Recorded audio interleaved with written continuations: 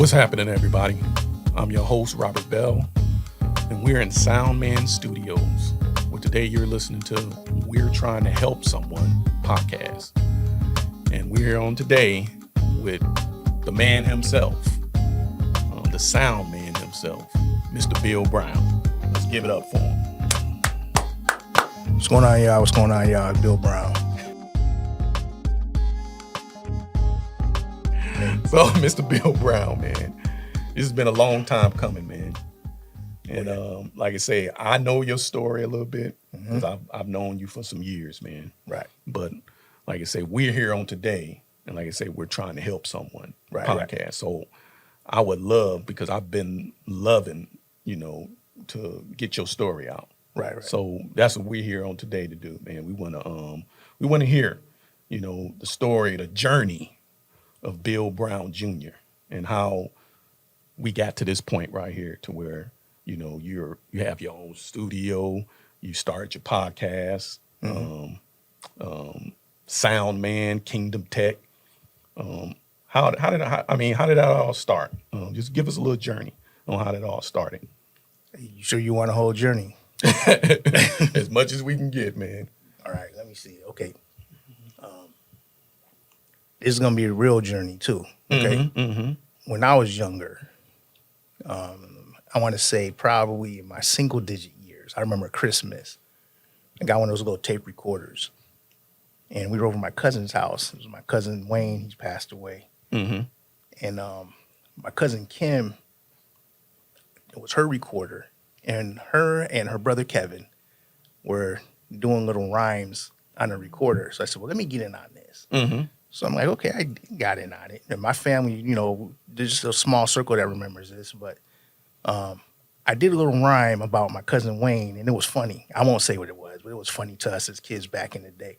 But I got hooked on recording at that time because we would play it back over and over and over again. And it was like, hey, wow, that's pretty cool.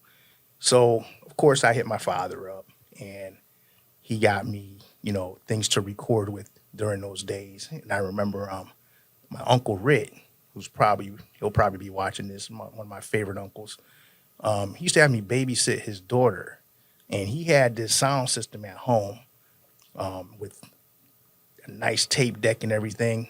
And I used to sit there and record off the radio and do pause button mixes. So I was doing like mixtapes before mixtapes were a thing. And I'm 11 years old at the time. I remember that. And we used to take those little mixes and start DJing. So we're in school now and we're having school parties, and a friend of mine got me, he said, hey, we need the school was saying, we need a DJ for our school party. This is middle school now. And my buddy said, Bill can do it. He has a lot of music. He has a lot of albums. And he put me on the spot. I remember I broke out in hives that day because I was so nervous, right? And but I became the school DJ at the time. This is middle school. Right. And it kind of took off from there. So now we're doing house parties, as up-and-coming teenagers. And we had these little crews back where I grew up in Connecticut. And again, a shout out to my pops. He was always there to help us out. He bought us all the equipment. And we used to get money from him so we could put together these little house parties. That was my first business, the house party DJ business. And we used to do them Friday and Saturday. And there was other groups in our city that would do them. Now, what city is this? This is in New Britain, Connecticut. So New Britain, Connecticut. New Britain, Connecticut. Now, yeah. I just want to interject because, like I say, me being from Cleveland, I had a cousin that did the same thing. So pretty much most of your money at the time went to DJ equipment and albums. Albums? What was your first album that you remember buying? I remember the first thing I bought, it wasn't an album. It was One Nation Under a Groove. 45? 45. Oh, man. I had the One Nation Under a Groove, and we had Funko Knots by the Ohio Players. I remember that, too. That was the ones that I bought. Now, I had albums. My father was Now, what was your singer. first album, though, that you bought for your... First album I bought or first album I had? Because I used to get them from my father. I had tons of albums from my father at first, and plus my mother had a lot of albums around. But the first one I bought... Yeah, which one that you went into the store, you remember going to the store and you said, hey, I'm about to get this album. The money I got and saved up. I want to say, we used to go to New York. I remember my first album. Yeah, my father used to take us to New York, and we used to go to Sam Goody, I believe it was. It was one of those, I think it was Sam Goody's. And back then, that's when rap first came out. So I would say Rapper's Delight was probably the first Sugar one Hill I Gang? bought. Yeah, the first one I actually bought. I remember buying that. I remember, I'm looking at it right now as we're talking. So it's probably the first one that I actually bought. But I used to, like I said, I used to get albums from my pops. My pops was like, me and my cousin Wayne used to be in my father's room. And by the time my father, he wasn't, my mother and my father were divorced at the time, but he used to come get us on weekends. And we'd be in his room listening to his albums. And by the time I went back to go to my mom's crib, I'd be like, Dad, can I get this one, this one, this one, this one, and this one here? And he's like, I don't listen to him anyway. So I had, I acquired my albums that way a lot of times at first. Right. Okay. And then a lot of stuff, again, we had our college radio stations. And because I recorded, I would record jams off the station and take the little talking out and stuff like that. So I would go album to tape, to album and stuff like that. So that was how I started out as a teenager. Right. Now, did you do any mixing and scratching on anything? Because like I say that because your pop's album or some comeback is all scratched up because you done some mixing and scratching, or your mom's, they used to get on us about that. Yeah, once he gave me the album, it was mine. But but yeah, listen, let me tell you something. I had we had this teen center where I grew up in New Britain. And there was this guy that came from New York. He was a Puerto Rican guy. His name was DJ Goldust. And DJ Goldust came there with tapes from Grandmaster Flash, Melly Mel, and all those guys before they even made their first album. He had tapes of them. And he told me that Grandmaster Flash taught him how to scratch, and DJ Goldust taught me how to scratch. So I was one of the first ones that really knew how to scratch. I was actually doing stuff like that, like I said, with pause buttons. I would pause button, like we do sampling nowadays. I would do that with pause buttons, but it wasn't really scratching. It was mixing. But DJ Goldust, I remember, taught me how to scratch. And from there, when rap first started being really popular, we all decided that's what we wanted to do. And I was pretty good at that. So is that what age? So what was the age that you knew that you wanted to be in the music and DJ and whatever? What was that? That came down the road a little bit, because what happened was we were rapping. That's what I started getting into. So we were good. I had a little rap crew. Yeah, see, I was going to say that later on, because I was going to introduce, because I don't know if people know that Bill Brown Jr. was actually a rapper. Okay, well, hey, anyways. But I remember some of your stuff, but we'll talk about that later on. Okay, the journey. Okay, so but this is important right here, because this is what happened. I used to mix these albums to make beats so we could rap to. With me and my crew, we used to write them. We used to perform at the schools. I actually won a rap contest. I'll probably post a plaque while we're talking, because I still have the plaque from the one that I won. It was a rap contest, which I did with my eyes closed, y'all. I'm not a public speaking person, so I got up on stage and I looked at everyone and I closed my eyes and just went off. But I won. Okay, so but eventually after that, and I'm going to get back into the music thing or whatever, and mixing and the sound and stuff. At the age of, I want to say 16 or so, I started getting in a little trouble. My mother sent me to go stay with my pops. And I'm hanging out with my cousin Wayne. Wayne used to walk places, and we would do beatbox type stuff. Wayne was a drummer, and I used to make music with my mouth. And we always used to talk about... I was a beatbox person. Oh, yeah. Yeah, we used to always talk about we should get some instruments and try to put stuff together. Right. So eventually my mother bought me a keyboard. I was able to get a drum machine, and I started making my own music. And so I was doing my own music for my raps. Okay. Now at this time, again, I'm not staying with my mother. I'm with my father at the time, because I'm growing up, and me and my moms are kind of clashing. And you go stay with your pops. Okay. Well, that's what happened. And my father and his band used to rehearse in our basement, and I would go down there and play around with their instruments and record tape to tape and make my own little songs and stuff down there. And I remember my father telling me back then, right? He said, you should try to be a sound man. We sing at a lot of places, and sound man make pretty good money. And I looked at him, I'm like, I'm trying to be a rapper. You know what I'm saying? I'm serious. So look at God. So he threw out, your father was the first one to throw out the phrase sound man. He was the first one to throw that out. Right. So and I look back, there was a lot of things my father, shout out to my pops, Dad. You know, Now, now I heard he had a name back in the day. You told me, Mr. Waterbury. yeah, he was he was a bodybuilder, and everybody back in Connecticut who's around a certain age knew my father was Mr. Waterbury. Now, Yes. you're Bill Brown Jr. Is your name William or Bill? It's William. It's my father's. So your father's name is William. Yeah, it's so, okay. William. All right. And his middle name is Stanley. Everyone knows him as Stanley Brown. Right. So, and you're William Brown, you're junior. Yeah, and they called me, when I was growing up, they called me Billy. All right. So, and I you kind of changed it to Bill as I started growing my little mustache. You know, it's like Billy's gone, Bill's here, you know, and so on and so forth. All right. Okay. So now let's just a little bit. So now you're in high school, you're about to graduate, and you graduate. Now here, when did you go into the military? Did you go in right after high school, or what happened? I mean, No, it didn't work out like that. okay, So, talk to us. okay, so this is testimony time. Mm-hmm. This is testimony time. Probably I want to say, well, back in the house party days, there was another part of our business was we used to sell beer at parties. Okay. Okay. And, you know, and at an early age where I was growing up, I'd say 14, 15, 16, around that age or whatever, you know, we used to get high and drink. That's what we did at the house parties. I was a DJ. And that kind of carried with me for a while. Okay. Right. So once I got out of high school, I want to say, you know, my father told me, I remember one time he told me to go to the recruiters, and I went to the recruiters, and he wanted me to be a Marine. And I went to the Marine recruiter, and I remember, you know, I'm not going to tell the whole story, but I remember sitting in the Marine recruiter's office, and like, nah, that's not what I want to do, you know. So at that point in my life, and again, the drinking age was 18 back then, so I was hanging out in clubs. Then it went up to 19, so I was grandfathered in, you know, and then it went to 21, so I'm like 19, 20, 21, and I'm still hanging out in clubs, even though the drinking age was 21, but it was 18 when I was 18. So after you graduated high school, you just continued to do your DJing, or what was you? Nope, wasn't even DJing or anything. What? That once I went to go stay with my father, DJing stopped. That's when I started really getting into music. Right. So I'm hanging out in clubs, you know, doing my thing, you know, trying to grow up as a young man.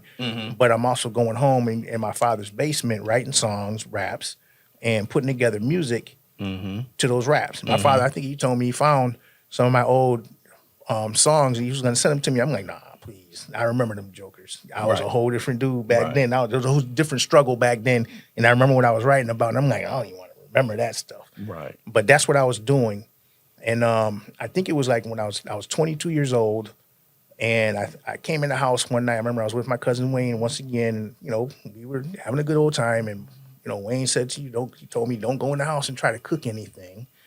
And, and you know, that was the thing with me. Right. And I did, and I fell asleep. My pops got a little mad at me.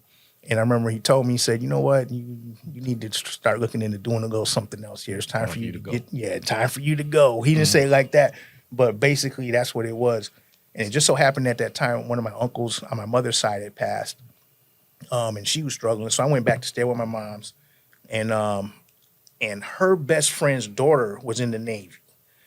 Okay, so I'm 22. Now I'm staying with my mother again. And again, where my father lived and my mother lived, we were just 20 miles apart. So, you know, even when I was staying with my father, I would still go visit my mom's on the weekend and hang out with her. You know, we were like, me and my mother were cool when we were, you know, but when we were together, we would clash a little bit, but we were cool. So, anyways, her best friend's daughter, and it was somebody I had a crush on at the time. She was in the Navy. And I remember she came home from leave one time, and her and I were sitting on the front porch, and she's telling me about the Navy and everything. And I'm like, you know, maybe not. And I'm working at that time. I got a job at the Marriott Hotel, and this is another story. I'm gonna throw this in there when I watch this. And I bought a lottery ticket, and I got like 5 out of 6, and it was a pretty nice little chunk. And I remember I got that money. I told my mother to hold on to it. And, you know, and I was trying to party, you know, and I remember, you know, hanging out, having fun and stuff, and asked my mom for some money. She's like, for what? I'm like, it's my money, Mom. You know, I want right. So we were clashing over that a little bit. And I remember I had a hotel room in another hotel at the time. And one of my grade school friends was actually the manager in that place at the time. So I'm working at the Marriott, but I'm hanging out at this hotel, and I have my, I was doing food at the time. I had my chef uniform on, my cook uniform on, and I decided to apply for this job over here at this hotel. And I got hired there. So I go home. My mother's not home. Phone rings. Pick up the phone. It's a recruiter. And I'm like, hello? And the recruiter said, hey, is this Bill? Yeah. He said, hey, your mother was down here talking to me and saying that you wanted to join the Navy. I'm like, she was? And it just kind of hit me. Right. You know what I'm saying? It's like, maybe it's time for me to get up out of here. I'm talking about right at that, it was a split second thought. Right. And I said, you know what? Come on over and talk to me. So the recruiter came to the house that day. The next day, we're taking the test. I killed it. I was always good at school, killed the test. And he's like, what do you want to be, when you go in there? I said, I don't know. I just want to get up out of here. Give me the first thing out of here. So the first opening was to go to San Diego, and it was the next week. Right. I said, let's do it. It was like automatic. It was just like that. It was like, I wasn't even thinking about it, but that's what happened. Right. And sure enough, we got everything lined up. Moms and them had a going away party for me. I just came from Connecticut a couple of weeks ago, and I was talking to my aunt, my aunt Sandy, and I remember she was asking me, whatever made you decide to join the Navy? I'm like, Aunt Sandy, you was at the party because I got pictures. Remember? Well, so we were kind of joking about that. So yeah, they had a nice little going away party for me, and I was gone. Right. So this is 22 years old when I joined the Navy. Right. I joined in. I signed up the what they had open was a 3-year deal, and it was an apprenticeship. So 3-year seaman apprentice in the Navy. And I took it. I didn't know what it was. Right. I get into boot camp, and the first thing, matter of fact, as soon as I got off the plane, they're like, they have all of us over, when you get off the plane, they put us all together. They're like, Brown, stand over there. So-and-so stand over there. So-and-so stand over there. So it kind of separated us. And we get to boot camp, and they're waiting, the first morning. Right. Get up, what I'm saying, stuff like that. So let's just back up just a second. So before you went in, you was a cook. Yes, I was. But I had restaurant jobs galore before I went in. That's what I was doing. So you didn't want to try to do that in the military? You didn't say anything about that? No, did they know anything about? Let me roll back a couple of years. Because this is actually part of why they put me over here and separated me. Number one, I was in Police Athletic League. Police Athletic League, let me say that right. I just burp at the same time. Drill team, PAL drill team at the time. So I had some drill team experience. I went to EC Goodwin Tech School.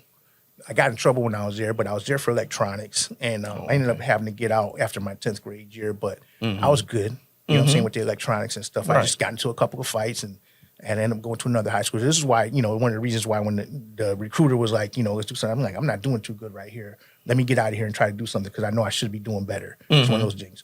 So anyways, I was a cook, but I had electronics experience, and I was good on my tests, So I didn't know that they had certain jobs going in at that time. I said, my whole thing at that time was get me out of here. That's all I knew. Right. And I'm like, I'm getting ready to join the Navy. I don't know what I'm about to do, but I'm getting up out of here. That was my thought process at the time. Right. Well, see, and go ahead, but see, now people are listening and hearing that God basically put you in a position to be in that field, even though you were actually working in another field. You could have easily went into the cooking field. Oh yeah, but evidently it was not something that you brought up or something, and you just gravitated over to the electronics field, which was, I know it was just something that you excelled in. Yeah. So this is what happened. So I remember. Now, but were you a good cook? Yeah. While we're doing now, I'm gonna post. I got pictures, right? I got receipts, y'all. I'm gonna be posting pictures, right? So yeah, I'm gonna be like, that's gonna be my response. It's gonna be, what do you think? No. So you got skills. Yeah, I have some skills. Because I know you got skills in electronics field. Oh yeah, you have skills in the cooking field. I have skills in the kitchen and in the cooking field, and for all of those I used to work with in the restaurant business, y'all can let them know, tell them. You know what I'm saying? So yeah, I did. I had very good skills there and customer service skills, but which we'll talk about later. because that all comes Right. is a part of this. Right. So anyway, back to the Navy thing though. This is what happened though. So I get in the boot camp, and people started asking me. First of all, let's put it this way: they separated me. They put me in the drill team because I had the drill team background, and they put me. And I also played trumpet back in the day. I was a pretty good trumpet player as a youth. And this as was a young in player. Great Lakes? No, I went to San Diego. You were out here in San I Diego. came out here to San Diego's boot camp. Oh, okay. So I was here in San Diego. Right. So I had that kind of background. I had a pretty good, nice ASVAB score at the time, and I remember people, they made me. As a matter of fact, they made me the master in arms of the band because I think for a few reasons. When I look back, it's because number one, I came in at 22, and these are 18, 19-year-olds. Yeah, you were kind of older. Yeah, so I was a little bit older, and I had some experience. You know what I'm saying? So they wanted me to kind of be. Oh, they never, they would never mess with me in boot camp. I used to watch them mess with everybody else, and they would come to me and look at me, and they would keep going, and they would look at me, and then just move on to the next one. Bill They're like, probably we ain't gonna gave mess that with this look. dude. You probably gave him that Connecticut look. What's that Connecticut look right there? Give him that Connecticut look right there. Like, man, what? No, but anyways, so they would never mess with me. They just go to the next guy or whatever. So, when I look back, it was like the favor of God, seriously. Right. All this stuff to me adds up, to where I'm at right now. It sounds like it did. So I'm the master in arms of the band. I didn't do anything during boot camp. I sat back while they practiced and rehearsed for graduation. Okay, so and then when they came in, I made sure that they put their instruments where they needed to go, and so on and so forth. So that was my boot camp for the most part. Right. But while I'm there, people, as I got to know people there, they're like, well, what's going to be your rate when you go to the fleet? And I'm like, rate? What's the rate? I didn't even know what the rate was. You know what I'm saying? And other people, some of the chiefs started asking me too. They was looking at my scores and stuff, and they're like, well, you're an apprenticeship. You gonna go to apprenticeship school? And I'm like, okay, what it is. So I ended up going to apprenticeship, and I remember I got in trouble in apprenticeship. It was lunchtime, and I had my dungarees on, and I'm sitting on my rack, and some chief came in and said, hey, what are you doing sitting on your rack with the dungarees on? And I'm like, man, that was boot camp. He said, this is still boot camp. And I'm like, no, it's not. But I got in trouble for that. He wrote me up for that, okay? And my classmates that were with me in apprenticeship at the time, they have a vote when the class is over. Pick someone who you think will be good to be able to get an A school out of apprenticeship.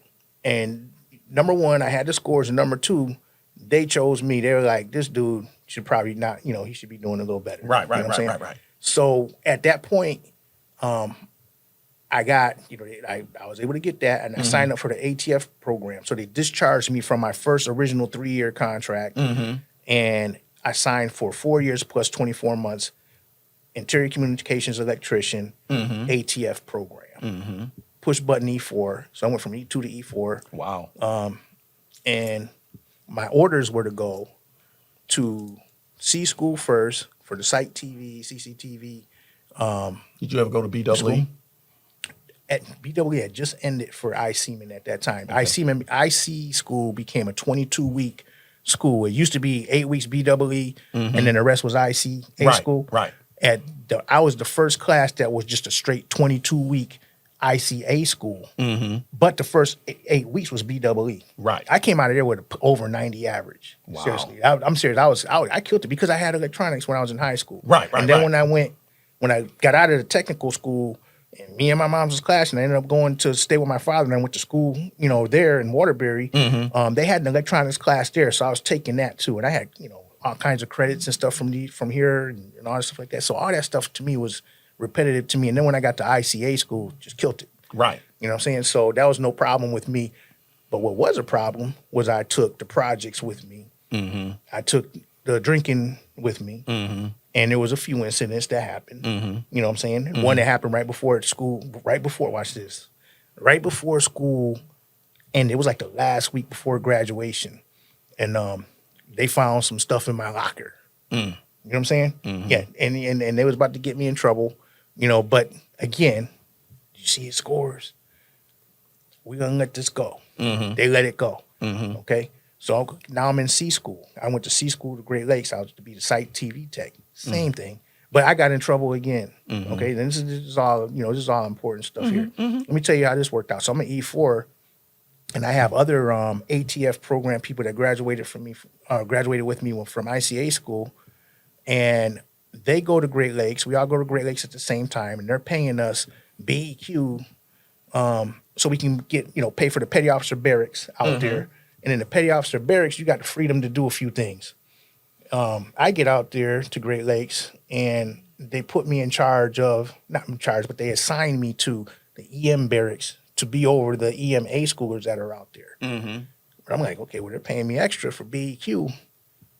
I wonder if I can get a room over here, though. So I went and got a room over there. Right. And they let me get a room over there. Wow. Okay, so I had a room over here in the petty officer barracks, but I'm assigned here in the A school barracks.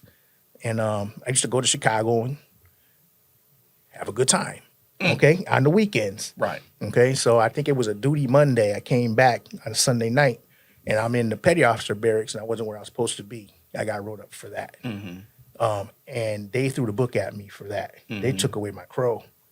They took away my orders to Japan. I was supposed to go to the Midway in Japan and be the site tech out there. And they said, where do you want to go? And I said, well, send me back to San Diego. So I ended up coming to San Diego as an E3 to the U.S. And I said, they gave me a choice. And I said, they said, what kind of ship you want to be on? I said, something that doesn't leave port a lot. You know what I'm saying? That was me. So let's break it down real quick for the listeners. Bill Brown got in the military and just excelled. I mean, was just excelling through. I won one side. Right, because you became a petty officer, everything. But at the same time, there was things that you did that caused your downfall. Exactly. Right. So this is how we trying to, help someone understand that.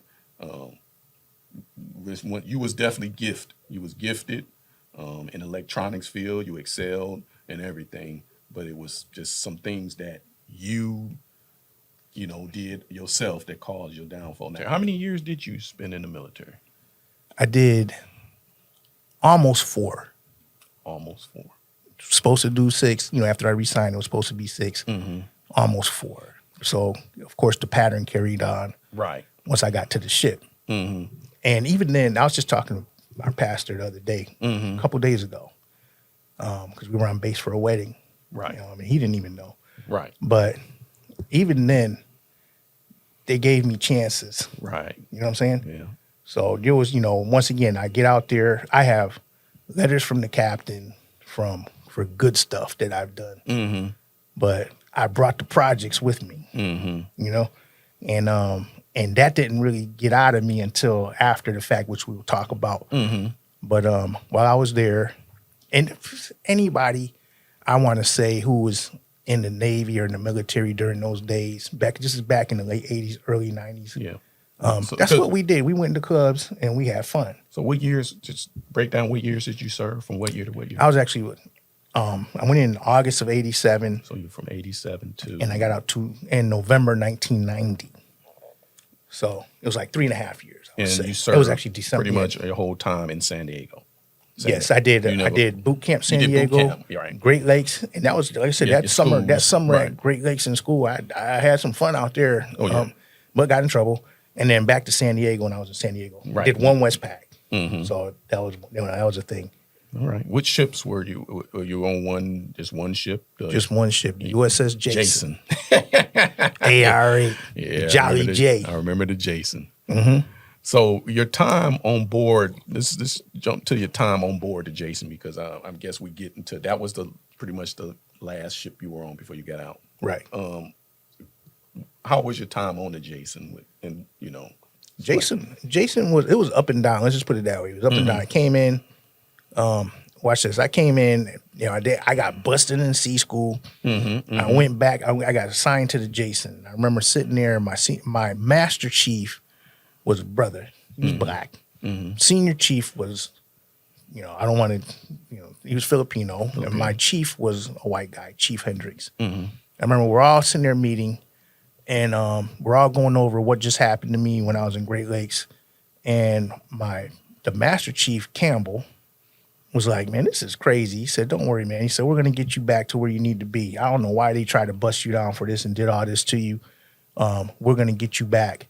You don't have to mess crank or anything. Senior chief was looking at me like, and so about 3 weeks later, I get a call and the senior chief's like, Brown, you're going mess cranking. you know what I'm saying? And I'm like, okay, it is what it is. So I had to go mess cranking. So explain to the viewers what's mess cranking. Mess cranking is before you become a petty officer, you have to serve in the food services area on the ship, in some capacity. So okay, so and I think I had an easy job. I always look back, God, no matter what it was. Anytime I got punished, it was, you know, it wasn't that rough for me, and I thank God for that. Right. So that's when I look back. So it wasn't anything hard. Right. And eventually I did take a test and I got my E4 back. So it sounds like that even though, once again, you were doing some things that you wasn't supposed to do, God always still found a way to bless you. Oh, yeah. He had his hand over you the whole time. Oh, yeah. Pastor just told me. I was telling Pastor the other day, you know, we were talking about that on base. And it was just a brief something that I said to him, and he said, we were like God had other plans. You know what I'm saying? And you know what's funny? I'm getting a little bit ahead, but I'm just gonna go there right now. Okay. While I'm setting up for this wedding on base, I'm talking to one of the brothers there, Eddie Hadley. He was setting up. Okay, Eddie was here. I'm like, Eddie, man, it's because he's setting up for the wedding. He said, I said, Eddie, man, when did you retire? He said, man, he said, I retired in 2006, you know? And I said, oh, wow, that long ago? And so I'm looking at it, and I got out in 1990. And in 2006 was the end of our contract. And I began my self-employment right at 2007. You remember that? When we lost the contract? So to me, that's almost like that whole time, even though I didn't do all that time in the military. Right. I ended up getting, you know, I worked in food for a minute. Then I was working with you guys as a government contractor all the way up until 2007, which would have been, I came in 87.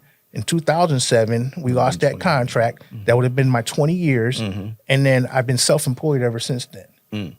When I look back at that, I'm like, that's probably what would have happened anyway. You know what I'm saying? Yeah. You know, I would look back, I'm like, oh. You know, I never thought about it like that, but that's what happened. So just jump back real quick. So you get out of the military. Right. What do you do here? I mean, once you step foot off that ship and you were out of the military, what was the first, what direction did you start going? What did you do? Okay, here's where it gets a little, here's going to get a little thick. Yeah, get a little thick for the viewers. Okay, all right, so you can give me some time on this. You can jump in, but give me some time on this. Okay, so I wanted to stay here in San Diego, but my mother talked me into coming back to Connecticut. So I went back to Connecticut. Okay, this was in November of 1990. The Gulf War started like 2 weeks after that. But I was out. You know what I'm saying? Right. While I'm there in Connecticut, I still got I'm back into projects. Still got projects in me. Getting in some kind of trouble. Me and my mother started, you know, she let me chill for a little while. And then she's like, okay, Bill, time for you to get up, get you a job, you know, get it together. And I'm going to be honest with you. When I got out, you know, I had an uncle at the time who was working for the phone company. I was an IC-man, and I'm thinking, you know, maybe I can get a hookup and get into the phone company. But he didn't want to touch me. That's how bad I was. You know what I'm saying? I'm not saying, you know, that's how, you know, he's like, you know, I'm like, okay, well. So I get a job working in food again. Work, you know, and I'm not even staying with my mother at the time. We had a couple of arguments, and I'm staying with a friend of mine's girlfriend at that time. And, you know, which is next to one of my mother's best friends. So my mother's best friend was reporting to my mom's what I was doing anyway. You know, it was funny. But Right. And my mom, she was like, come on home. I'm like, nah, I'm good. So for about 6 months, I was, you know, there doing whatever I was doing. I was working at like TGI Fridays. I got my income tax check in. And at that time, I was still in communication with a friend of mine that I was, you know, out here with in San Diego. And I'm like, I want to go back to San Diego. Now, let me jump back. My best friend, whose girlfriend I was staying with, he was dealing. with some rough people, Colombians and stuff. And he was running the houses, drug houses and stuff. And I remember, let me stay with you, man. He's like, nah, man, you don't want to do this. He said, matter of fact, you probably need to get out of here. You shouldn't be here. You could do better in California. This is my best friend telling me this when I was back in Connecticut. Wow. I always tell him, I said, man, you're the reason. I said, I thank you. I thank him for that. Because he didn't have to do that. He could have just tried to reel me in and, and get everything back together. But he said, nah, man, you don't want to get caught up in this. What was his name? Dinky. This is my boy. Dinky. Oh, yeah, that's the one that got all right. Of all three of us. But anyway, thank you, Dinky, for, talking to my man Bill, because you the reason. All right. So thank you, so I get my income tax check. And again, I love my moms, man. God, rest in peace. We used to clash so much, but she still, I told her, I said, Mom, I want to go back to San Diego.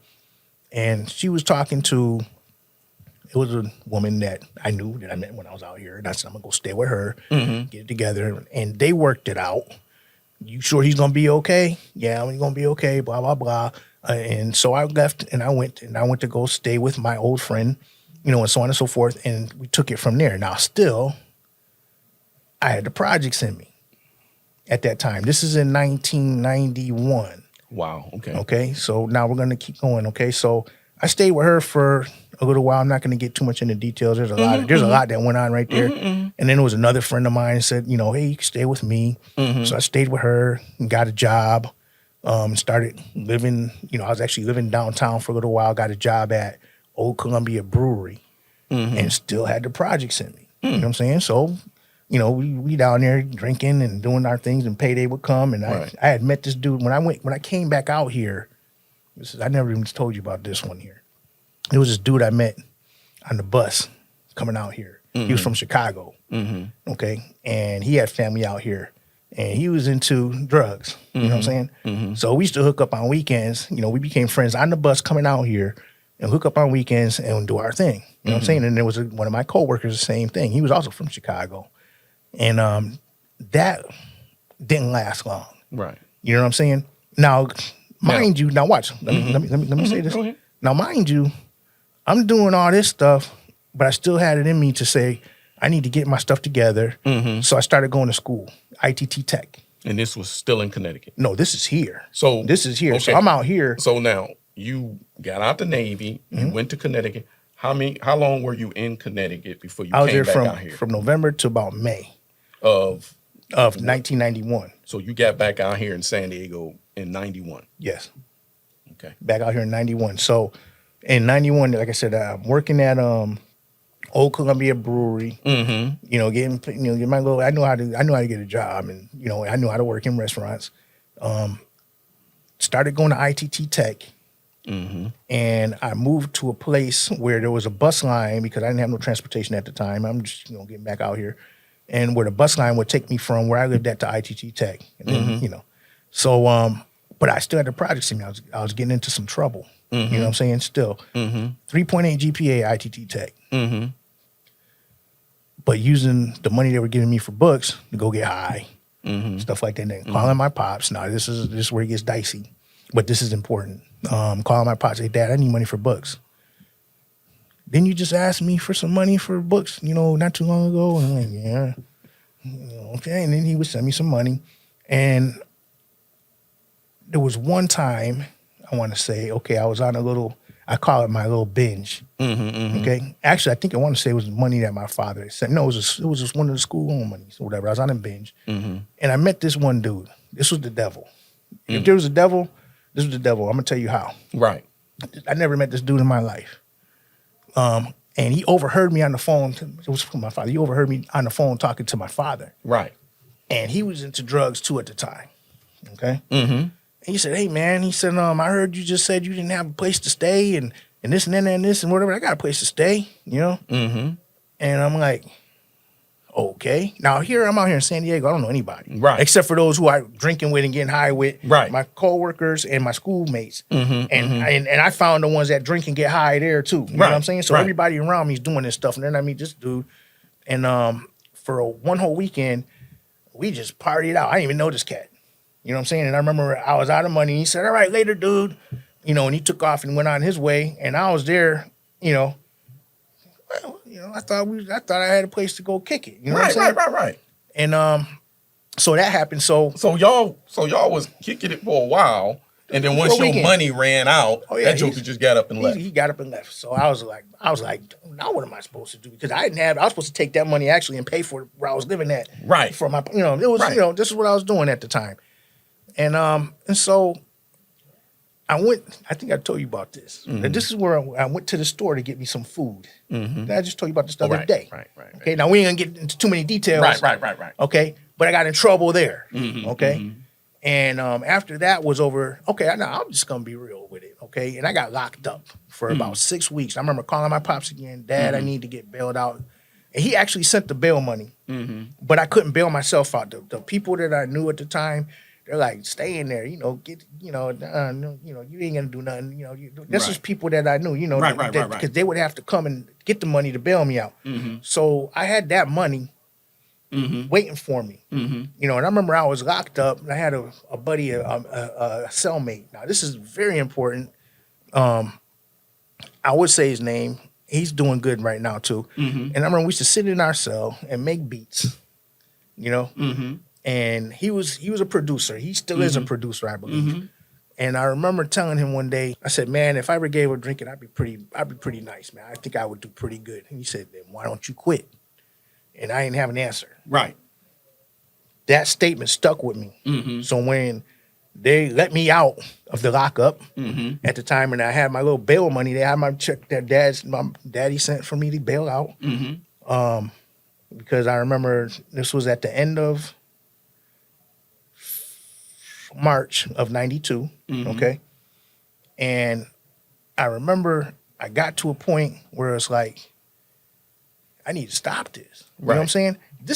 Let me tell you, when I was coming, this is where the sound man spoke in me, the sound mind that was in me and that God gave me. I wasn't even, I didn't know, I wasn't into God at the time. Matter of fact, when I was locked up, I stole somebody's Bible. I had a Bible. I was reading that when I was locked up. I had a little paper Bible.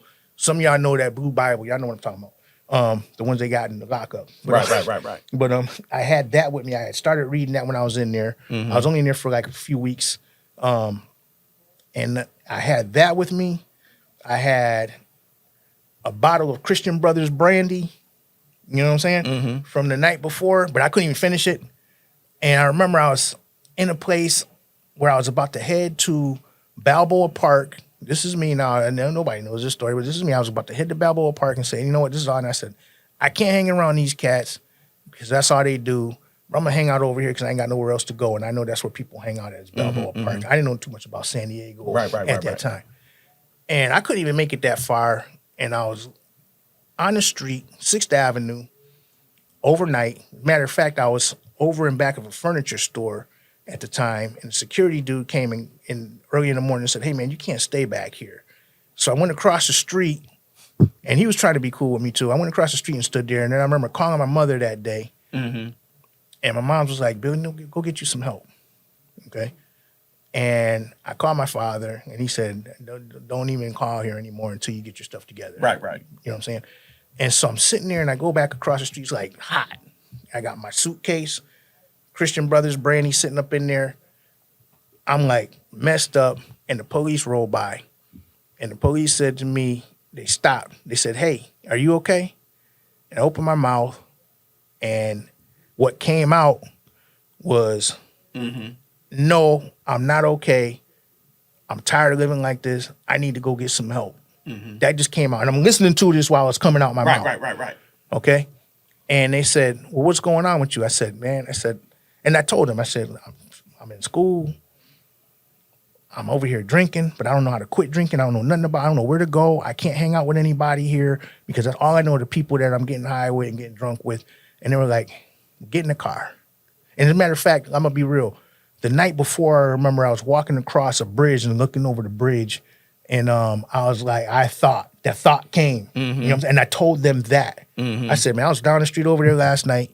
And I felt, I ain't do it. Right. I said, but that thought came. And they say, get in the car. And they took me to a place. Look at God. Yeah, they didn't cuff me. This is the police now. They didn't beat me down. They You know what I'm saying? took you there. They said, as a matter of fact, they said, you got any alcohol on you now? I said, yeah, I got some, in there. They took it out, poured it out, and I had my tapes, my little mixtapes with me too. I had that. That's kind of part of the story too. Right. Took me to a place, and they said, well, we can't admit you here if you're under the influence. So I'm sitting there, and dude took my breathalyzer, and he said, 000. I'm throwing up in the bathroom just a few minutes earlier from the night before. That's how messed up I am. And he registered at, well, I can say he registered, God registered it at 000.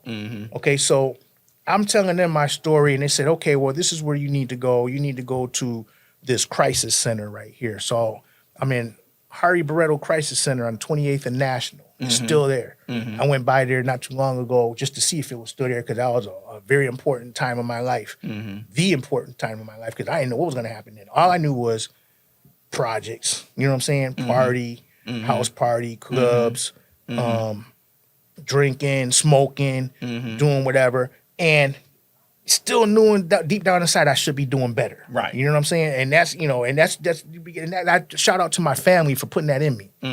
You know what I'm saying? I mean, seriously, and you know, I excelled in school. You know, family used to tell me, you're going to be the one, you're going to be the one, you're going to be the one. But I just like to get high and drink. You know what I'm saying? So anyways, I'm in the crisis center, and there's only, I think they only allow like 2, 4, 6, I think it was like 10, 12 people in there at a time. And there was this one lady, she was a sister, and she handed me a piece of paper with a scripture on it. It was Joshua 1:9. That's all it said. And I looked at my little blue book that Bible I stole. You know what I'm saying? And I read it. You know, have not I commanded thee? You know, be not afraid, neither be dismayed, be strong enough of good courage, for the Lord thy God has commanded, you know, will command you wherever you go. I rolled with that for 4 years. You know what I'm saying? And I used to come across her from time to time after we got out. Now, here's the deal with this. Now, I got to tell this right here, because this is the part where I knew that God was in my life, was working things. Right. So I went from curb, you know, and opening my mouth and letting the Holy Ghost speak. I didn't have the Holy Ghost at the time. Right. But I know it wasn't me, you know, in my right mind speaking, but that's what came out. That came out of my heart. I need some help. I'm tired of living like this. I need some help. I didn't get arrested or anything. You know what I'm saying? They took me to get the help. I got admitted to this place here. It was like, you know, it wasn't no institution or anything. It's a crisis center. You go there and you talk to people, get a lot of stuff off your chest. You only have 17 or 14 days to get there in a 3-day grace period. You only have 14 days, and you got to figure out what you're going to do with your life. Right. So while I'm there, you got living quarters, right? Yeah, living quarters, 2 people to a room. So while I'm there, one of the lady that was in charge, she said, repeat after me. I'm an alcoholic. And I'm like, I ain't saying that. She said, repeat after me. She said, I'm an alcoholic. I said, you know, and then, you know, I remember my uncle told me one time, I remember when I was trying to, me and him was chilling, and, you know, I was like, Rick, man, can I get a couple more dollars? I want to go to the liquor store and go get me some. He said, man, you might have a problem. This is way before. You know what I'm saying? Right. All that stuff kind of hit me at the time, and I'm like, okay, I have a problem. You know what I'm saying? I admitted it. That's the first step. Right. You know what I'm saying? And all that stuff, it was admitting it. Okay. And so I was like, okay, well, I had to beat her. I remember I threw up on her desk. That's how, you know what I'm saying? I was still messed up from the night before. And she's like, oh, that's okay. Don't worry about it. Don't worry about it. So anyways, I said, okay, I'm an alcoholic. I didn't know what it was about or anything at the time. Right. So a few days later, this is April Fool's Day, the next day after that. You know what I'm saying? So, I mean, it was March 31st, April Fool's Day or whatever. And I remember after sleeping all that off and getting to know my newest roommate or whatever, at the time, and they made, everybody had chores around there. You know, you was gonna clean the kitchen. It was like a big old house. You know what I'm saying?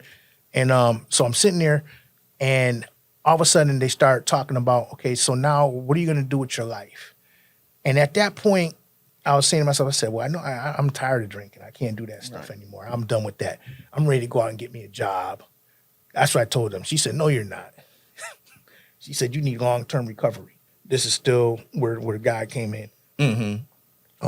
Back at the crisis center, you have 14 days to figure out what you're going to do. She said, you need long-term recovery. So I started going out. They let me go out. Started going out to look at these recovery places. You had 7-day programs, Sobriety House, Pathfinders. People in recovery know about this stuff. And there's always a waiting list to get in any of these places. So I went, and Sobriety House accepted me, but you had to go through the 7-day program first. It was the detox back in the day. It's Volunteers of America, 1111 Island Avenue back in the day. Waiting list, but not for me. Thank God. I thank God for this. I went straight from the Crisis Center to 7-day program to Sobriety House. We get 6 months there. And by the time we were done with that, I went to sober living, and I was already back in the community working in restaurants. Okay, so that's my thing there. And when I say I knew that there was a God, I knew at that point when it said 000, and they said there's no waiting list here, no waiting list here, no waiting list here. I'm like, okay, I don't know what I'm doing, but God knows what He's doing. Right. I'm gonna roll with whatever's happening. I'm done with that life, and the future was bright for me. To me. Okay, that's where I was at that point in time, and that's why I'm. No one can take that away. You know what I'm saying? Because I was helpless. Right. You know what I'm saying? I was helpless at that time, and so and God put me on this path, and which eventually led me to the church and so on and so forth. Right. And we can get back there now. So going back to your rapper thing. Yeah. So during that time, were you doing any writing? Oh no. Let me tell you. No. This was at that time. I still had. I had tapes. I had tapes from when I was in the Navy. I did, let's put it this way. I'm going to go back to the rapping stuff. I was always writing, when I'm in my father's basement, when I joined the Navy, back when I was on the Jason, we had, I did some songs with some dudes from other ships. They would come to our ship, to my ship, and we would put together some stuff. And, this one dude, man, his name was Schultz. I don't know if you ever watched this. He was a Jamaican dude, but his name was Schultz. He was bad. And we did this one thing or whatever, and so we had all that. That was always going on, no matter what. Right. I always had something, and I was always, either writing some music or putting together, producing some music at that time. So that was always there. But at this time right here, it was like life. You know what I'm saying? It was like, okay. Did you ever have a name? I did. And you want you trying to bring that out? Okay. I was just telling somebody about this one the other day. I wasn't telling you. I was telling somebody else about this the other day. All right, so let's go back. Matter of fact, I was back at the wedding. I was talking to Jay Oubre. Yeah, we were talking. Yeah, so I was talking to Jay. So this is how it went out. This is how it went down. When I first started rapping, this was back when I was 14, 15. They called me Captain Bill. That was my thing. So I started out as Captain Bill, about to kill. I got more rhymes than Sugar Hill. You know what I'm saying? So that was my first opening, Right. And it was all about boasting and bragging, okay? Which is why I don't do it now, because back then rapping was about what you can do, you know what I'm saying? So anyways, that was Captain Bill. So I took that when I went to go stay in Waterbury with my father. My cousin Wayne, one of his best friends, called him Moose, used to call me Billy Bly. So he said, hey, Billy Bly. And so he said, hey, Bly. He called me Bly. Okay, so that was his nickname for me. And one day we were all in the park drinking 40s, to be real. And my cousin said, hey, Blase. Instead of Billy Bly, he said, hey, Blase. Yeah, that's what I Blase. Yeah. Okay. So he said, Blase. And I was like, that's a good one. You know what I'm saying? Now, I know there was eventually a rapper called Blase or something like that, but I was the original Blase. And I took that. I made a whole character around him. This is, what's funny is I made a whole character around Blase, backstory and everything. And that's what God had to deliver me from eventually. You know what I'm saying? I had to learn I'm not this guy. Right. This is, I'm this guy from back here. But Blase came in there, and this Blase was all this crazy stuff. He was good at what he did. You know what I'm saying? But he had to let Blase go. You know what I'm saying? Blase had to die. You know what I'm saying? So. All right. So yeah, that was my rap name at the time. Blase. Okay. So now let's go into when you made that step into your spirituality towards the Lord. Okay. So now you're struggling up and down in these homes per se. There was an individual I know that brought you right to the Lord. Right. I can't remember his name. I'll tell you. I know him. I remember him. But so tell that story. Okay. How that. Okay. So now, people, God did this, and this was like a struggle for me for so long. So I'm like, why did he do it like this? I went from the curb to recovery. Okay, so I was in recovery for 4 years, and people who know me know I'm I'm all out whenever I'm into something. So when I got to recovery and God was in my life, I'm all out. I'm like, okay, what did God just do in my life? I know He's real. He's doing something in my life, and I'm gonna make the best out of this. That was my mentality at the time. And in recovery, you have sponsors. And I had one sponsor, and he was only on his 8th step, but he was my first sponsor. And I thought, I'm like, okay, he's cool. He's a young dude. We can get along. So he was on his 8th step. And I was, he helped me go through first few steps or whatever. But there was a little clash going on. We were both good looking dudes, and we were both after the same girl at the same time. You know what I'm saying? And it never really came down to anything like that. Right. So I went on and found another sponsor, and he was only on his 8th step. I didn't know that at the time. So he takes me up through step 8, and I'm thorough with it. I'm thorough with everything. And, but he said, well, I can't take you any farther because I'm only on my 8th step. And I'm like, okay. And so I went to the Southeast Solano Club. Those of you here in San Diego, who know about recovery know about the Southeast Solano Club. Okay. So I went to the Southeast Solano Club to an AA meeting, and I was looking for a sponsor, and I'm not a vocal person. I'm really shy by nature. Okay, let's just be real. Right. I sat through the whole meeting. And everyone left, and there was one dude in there sweeping up, cleaning up afterwards. His name was Charles Dunn. Okay, there you go. And Charles said, "Hey, man." He was from Arkansas. Charles is complete opposite of me. I'm from Connecticut, from the hood. He was from the country, from Arkansas. And Charles was like, he said, what's going on with you, man? And I said, I'm trying to do my Charles voice. I said, man, I came here looking for a sponsor, but I didn't even get to see anybody or anything. He said, I'll be your sponsor. And I'm saying to myself, I'm like, you? Yeah, just me. I'm being for real. Right. I'm like, he said, here's my phone number, and you call me every day for 30 days. And that's all he said. Now, Brother Dunn was older than you, right? Yes, he was. Yes. And so I'm like, well, I need a sponsor. Let me call this guy.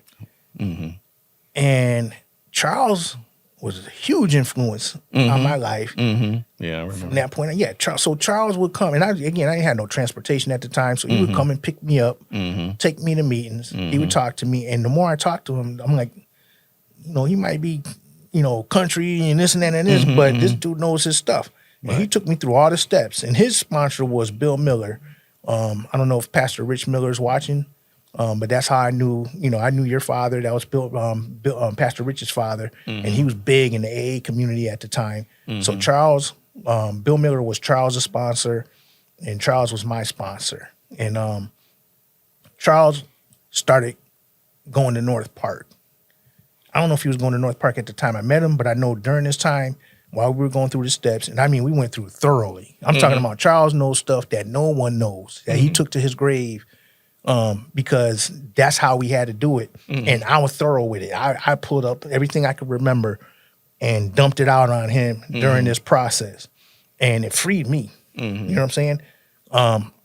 So Charles started going to North Park, and he knew, I got to mention one other person, Mike. Mike was my sponsor for a while too, but I don't know what happened with Mike. Mike's a good, Mike, I know you're out there. He was one of my favorite sponsors too, but Charles ended up being my sponsor. Right. So I got to talk about Mike, because Mike was in the church too. He was actually at Harvest Time for a while down in Atlanta. Okay. And I don't know where Mike's at now because I haven't seen him. But if you're watching this, then thank you. Okay. But Charles was a guy. So Charles started going to North Park, and he knew I was more spiritual, but I was also practical when it came down to it. We need to do this. We need to do that. We need to do this. We need to do this step, blah, blah, blah. It took me 4 weeks to do a fourth step, which is your inventory. And I mean, I went through everything, This is why I am how I am now. This became gifts when I got filled with the Holy Ghost. So it's because I understood where I went wrong. You know what I'm saying? Before. So anyways, Charles started going to the North Park, and then I remember back in the recovery home, one of my friends at the time, because they would always suggest you find a church and you find a home meeting to go to. And I never went to North Park, but a friend of mine had brought up the name North Park at that time. She brought up, her name is Charlotte, by the way. Charlotte, I know Charlotte's probably watching. We're still friends now. We go way back. She knows stuff about me too. But Charlotte said, she brought up, she said North Park and St. Stephen's, I think it was at the time. And so I knew those two in my head. That's how I heard of those two churches. And Charles was going to North Park. He started bringing me to North Park. He introduced me to Bishop Trout. At one time, it was during a Bible study. I never went to a Sunday service. I didn't go to Sunday service for a while. So there was a point where nobody was around. I'm sitting there and I'm growing in the Lord and reading the Bible and stuff and everything. And God said, it's time for you to get baptized. It was in my spirit. You need to go get baptized. And I felt like I said, he's done so much in my life at this point. I said, I need to continue on with this. And the only place that I knew was to go to North Park. So I called up North Park and I talked to Elder Bridges on the phone. Still didn't have transportation. He talked to me for about an hour. And I'm like, I don't know what he said. All I know is I need to get baptized. That's where my head was at that day. And I took the bus. Shout out to Terrence Bridges, matter of fact.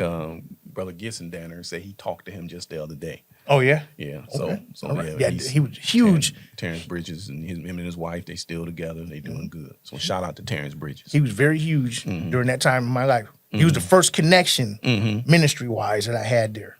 So I go up to the church and he baptizes me, and this is funny to me because, I look back at it. I'm working, and I'm doing some good stuff in the community right by now in the food business, by the way. But I'm working. He baptized me, and he has this piece of paper and it says, "Did baptism, baptize get filled with the Holy Ghost?" And he put no, right? And I watched him. He didn't say nothing to me. I'm like, what are you talking about? I got the Holy Ghost. I said, man, this dude, man. This is me at the time in my head. Right. And so he's like doing what he's supposed to do. And, he says, okay, so we need you to, you invite me to come to church and telling me about the service and stuff like that. And I said, I'm like, I'm good, man. I said, at my job, we about to do this big old conference that's happening. There's, matter of fact, it was the AA conference, I believe, that was in San Diego at the time. And where I worked at, I worked at Horton Plaza Farmers Market. I was assistant manager down there. And we were going to be busy that whole week. You know what I'm saying? And so I'm like, yeah, I'm good, blah, blah, blah. This is back in July of 1996, okay? July 1996. And so I go back out there, and for the next 2 weeks, I have every religion coming at me with all kinds of, whatever. And I'm like, no. But then I started thinking, I'm like, no, I need to get locked into where I'm supposed to be. Right. You know what I'm saying? Because I was just out there and everybody was just coming at me. And it's just a spiritual thing. You know what I'm saying? Right. And so I eventually started coming back to North Park, and I was going to Monday night new converts class. Pastor G was teaching, and Elder Bridges was teaching. Right. And what was his name from Oklahoma? I can't think of his name. Elder and his wife sing. Right. You know what I'm talking about. Yeah. I'll remember the name, and I'm going to insert it in here probably afterwards. Right. Yeah. But they used to teach. And Elder Barter would come in and teach from time to time. So I'm going to new converts class, and I remember sitting there on a Monday night looking at Pastor G teaching. And I sat there, and I watched him, and I said, he believes what he's saying. I could tell he wasn't fumbling around with what we were being taught or anything else like that. He taught the class, and he believed what was coming, and it made it believable to me. So that was my thing. New converts class. Okay, this is between July of 96 and 97 and so on and so forth. That's when I started going there or whatever. During that time, I'm still, shaking some things off or whatever. Right. I got in a little relationship. When I look back, it was probably the enemy trying to get me to go this direction. That's important too, but that's for another podcast. Because this person that I got in a relationship with was coming out of the church and going this way, and I feel like, and I'm being drawn that way, and she was everything that I wanted back then, and I still made the decision I had to in my heart. I'm like, I'm going this way. And it hurt me, but I said, I got to go this way. You're Right. going, I see you're going this way. I'm going this way. So anyways, that happened in between there. And it was January 27th, 26th, I want to say, 1997. Actually, it was 3 days before. Let me go back. Okay, because it was like, and I was still going to AA meetings at the time too. So let you me- were still affiliated with Charles. I was affiliated with Charles for the longest. And matter of fact, Charles is going to come up in this section right here. So it was, I went to a meeting near the park where I was at, and I went to the store, and I was just in a place where I wanted to cross over. I knew about, Charles had witnessed to me about being filled with the Holy Ghost and speaking in tongues. I wasn't speaking in tongues. And I was, where is this at? Where is this at? I was in the Word and everything. And eventually it's like, okay, that's probably the next step or the next level for me. So I go to an AA meeting, and I go to the store, and then I'm outside the store, and I'm about to walk home. Again, I have no transportation at that time. And it was one of those spiritual things where someone started talking to me while I was out there. And to me, it was like the enemy messing with me about some things, because I knew I was about to take this next step. So I'm listening to this guy read me and talk to me about some stuff. And I'm like, no, I'm not trying to go that way. You know what I'm saying? He said, yeah, I knew you was at the meeting over here and blah, blah, blah, and this and this, and I'm trying to do this and blah, blah, blah, blah, blah. Why don't you, and this and that. And I'm like, nah. And some dude drove up and said, hey, man, you need a ride home? And I'm like, yeah, some dude that I just had met. So he brought me home, got me out of that situation, and I thought about that, and I'm like, wow, okay, that was, he kind of got me out of a little situation where I probably could have went a different direction or whatever. But Right. so I get home, and God started putting it in my head the many times in my life where I was here, something was about to happen, and he sent somebody to come bail me out somehow, including the police bailing me out on the way to Balboa Park. You know what I'm saying? All that. I mean, I'm talking about getting into fights with folks, and folks chasing me home with meat cleavers, and then somebody comes out and chases him down, and stuff like that. Some of y'all know about that story. But he started showing me that and replaying that for 3 days, and there was a presence in front of me. Like it was almost like a light. It was like a presence in front of me for those 3 days. And I'm like, that's the Holy Ghost. I knew it was the Holy Ghost. Right. And I couldn't get filled with the Holy Ghost. So I go to church on that Sunday, and I'm getting prayer, and I'm like telling the person praying with me, hey, I see the Holy Spirit in front of me. I need prayer. I want to be filled with the Holy Ghost. And I could feel the Holy Ghost trying to come into my life. Right. You know what I'm saying? But it wouldn't happen. So that night I go home, and I'm going back to my friend Charlotte from the recovery home. She gave me a book, which I gave to you, I believe. I think I gave this book to you a long time ago, or I told you about it. It was Prayers That Avail Much. And in the book, it had a prayer to confess Jesus as my Lord and Savior, and right after that, to receive the Holy Ghost. And I did both prayers back to back. I know that's important because I came out of recovery, and in recovery, they teach you, a God of your understanding. Now, I was already teaching or already reading about Jesus at the time. I was into the Word and everything else like that, but I never really confessed Jesus as my Lord and Savior. And that prayer had it written down in there. And I did this at home. This was that Sunday night, January 27th, 1997, after midnight. It was that early Monday morning. And I prayed to receive the gift of the Holy Ghost. And a fireball came out the sky. Seriously, this is what I saw. Sitting on, I'm on the couch, not on the couch, but on the floor next to my couch. And the whole room lit up, and boom, I'm rolling around, speaking in tongues. Wow. After midnight, laughing. I'm laughing because I'm so happy, but I'm rolling around, and at the same time, the devil's in there. That ain't nothing. Right. And I'm like, and all this is going on, and I get on the phone, and I call Charles. This is after midnight. And I'm talking to Charles and speaking in tongues at the same time. He said, I'll be right there. I'll be right there. And he came over, and he spent the night almost with me, prayed with me and everything. That Monday, we used to have prayer in the chapel on 41st Street. He brought me to noonday prayer on 41st Street, and I'm sitting there in the back of the room, and Elder Watkins, Ben Watkins, was the person facilitating prayer that day, and he spoke on some stuff. So I'm making sure that's going. He spoke on some stuff, and the whole time I'm sitting back there, and it's like he's looking straight at me, And he spoke on God, Paul's thorn in the flesh. I remember this exactly. Right. And Everybody lines up after prayer and he prays for everybody. And he said, he took off his coat. He said, he took off his coat and he said, "You're blessed."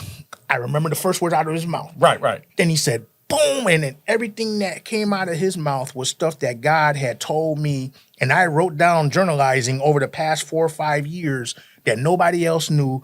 It was coming out of his mouth to me as I was getting the fullness of the Holy Ghost. You know what I'm saying? To the point where, no, I don't know if anybody told them, but I'm going to try to tell this as best I can. To the point where while this is happening, everybody around me starts falling back, crying, and I'm sitting on the ground. And then afterwards they're talking, and while they're talking, my mouth is moving along with them. That's how much in the spirit I was that day. Okay? No one can take that away. Right. You know what I'm saying? I don't care what anyone says. This was like January 27th, 1997. I can remember that to a T. There's been times, struggles I've gone through, things I've gone through where the enemy be messing with me and stuff. And I'd be like, yeah, well, you didn't. I said, you ain't had nothing to do with this, and you ain't had nothing to do with that. Well, you know what? Let's give God a hand praise. Bill Brown received Amen. the Holy Ghost. Amen. But now let's also give a shout out to some people. Brother Charles Dunn. Yes. Rest in peace. May he rest in peace. Rest in peace. He was like an angel. And, if there was an angel that helped me get somewhere, that was Charles. Thank God for Charles Dunn. What about the young lady Charlotte? She still... Charlotte and I, with Charlotte's, I'm not, I think she's at Mesa View, and we run into each other a lot. Okay. Thank God for her. Yeah. She goes to a lot of Eddie Ball trips events, and I've done events up there. Oh yeah. Okay. She's very important. Thank God for her then. If you don't mind, if Charlotte doesn't mind, I could put up a picture of her and me. I have a picture of her and me that she took or she had when we were where we were. Okay, it showed how far that God took, has brought us. Well, once again, let's thank God for her, and like I say, that was the journey that those people helped you. So, so now you're at the church. When did you start getting involved into the sound ministry? Okay. So we're on 41st Street, and at that time, I met Bishop Trout, but my relationship was more with Elder Bridges, Pastor G, and Elder Watkins. Okay, Bishop Trout knew who I was. I remember I was sitting in Pastor G's office one day. What about Miller? Were you affiliated with Miller at all? Not too much at that time. Okay. But I was sitting in Pastor G's office, and because I was going through some spiritual stuff, and Pastor G, who's does the Victorious Life class now, had suggested to me some prayers back then and renunciations back then. This is way back when. Bishop Trout walked by and said hi, to me, and Pastor G was letting him know what's going on. And he said, "Yeah, I know you. I remember you. You're this guy. You're you do music and stuff like that." And I said, "Yeah." So I remember we had our new converts dinner or luncheon we had at the fellowship hall. And Bishop Trout came to me, and I gave him some of my tapes. Okay, he said, "Man," I had a chance to listen to your tapes. He said, "You got a good ear." He said, "A lot of people come to me with their music." He said, "But yours is good." He said, "And you got a good ear, so I want to put you back there working sound." That's what he told me. Now at that time, I was doing a little studio thing in my house. I had I had my homemade jam production studio. So you started. Yeah, so I already had equipment and stuff like that. So I was already doing that, and I was putting those tapes together and putting demos together and stuff. And I let Bishop Trout hear some of that, the music stuff, and he liked what he heard. I don't know if he liked the music, but he liked my mixing skills at that time. So you just jumped over a lot. So you were working somewhere evidently, and you were using the money. You were buying equipment, and you would kind of. So watch. Look. Here's another shout out. There was one of my coworkers, Patty. I'm not going to tell the whole story, but Patty believed in me. Yeah, I used to, she was like my coworker, and we trained together and everything else like that. And we used to work together a lot. And she bought me my first keyboard of that era. You know what I'm saying? She took her money and bought me a keyboard. I didn't ask for it or anything. She just bought it. You know, I was like, okay, cool. Now, was this when she did this? Were you just within North Park? No. I think this was in between. Okay, at that point, this was in between the time I got baptized. Let me see. No. It was right before I got baptized. Okay, so I had been to North Park, but I wasn't at North Park at that time. Okay. Because I'm remembering some pictures and I remember some things that had happened. I actually have a picture I could post up of the month before I got baptized. And that day I had some guys in my living room that were doing some recording because they were the ones that took the pictures. I had my keyboard, my multi-track recorder, and my sequencer and drum machines and everything else in there then. And this was a month before I got baptized. So I already had that stuff. So you already had some equipment. Yeah, so you already started the sound man thing. Yeah. So what happened was I had some tapes with me and I used to bring them to my job and I had a little fan club down there. You know what I'm saying? Hey, you know what I'm saying? And matter of fact, my boss used to come pick me up and he's jamming on my music, my old raps. And he's like, man, this is bad, man. You know, and it was like cassette tapes and stuff. This was before I started getting equipment again. And, right. And then Patty bought me the keyboard. And I remember, we're going to go there now. I remember the assistant manager there, his name was Mike.